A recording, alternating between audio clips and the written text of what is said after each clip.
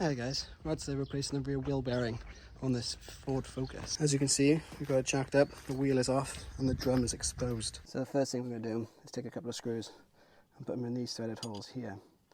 And if we tighten them out up with a gun, what that's going to do is force the drum off and act like a bit like a press on there, or a puller.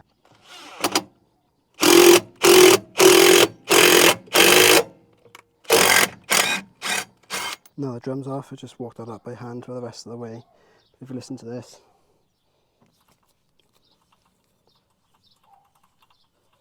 you hear the definitely noisy, and that's just my hand rotating it. Imagine it 30-40 miles an hour. It's going to be making one heck of a racket. So let's get this off, get a new one on. So the drum off, you can see screws in the back there.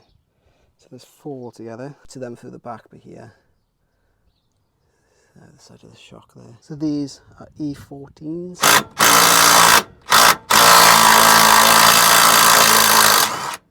You just got to gut all 4 of them out as best as you can. Okay, so what I've done is you can see the top one missing there, but the rest of them I've just gone around and I've loosened them off, because before you remove it all the way, you want to get this electrical plug out the way.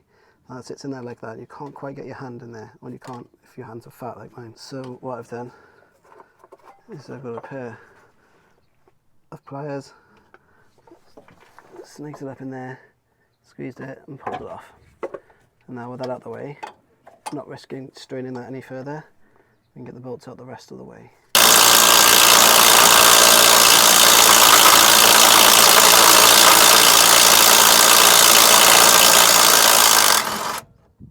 Then thankfully then it all comes apart. The bearing here is stuck in the dust cover for the backing plate for the shoes. So I'm just going to give that a little tap through and break that free now. That's the bearing off. Time to clean up all the surfaces to get a new one on. Okay, so we've cleaned that up with a wire brush and we've given it a coating of rust protectant to prevent that in the future, but we're still going to put a bit of grease on the bearing to prevent it from seizing. For this you want to use a metal-free anti-seize, like this ceramic grease from TuneUp.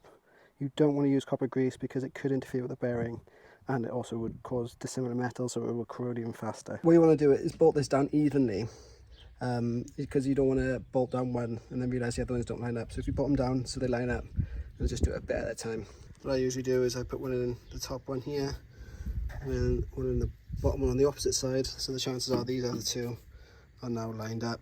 So you can see it's still sloppy in there, so I haven't tightened it down all the way. So then I can put these ones in, and now everything's square and where it should be, then I can torque it down to manufacturer specification. Now as you can see, it's a bit more secure in there. It's not wobbling around, so we're going to get the torque wrench on these now, and they go in a pattern 1, 2, 3 and 4, so make sure you follow that pattern. Now we've got that back on, it's nice and steady, it's torqued down to manufacturer specification. Get the drum on and let's take it for a test drive.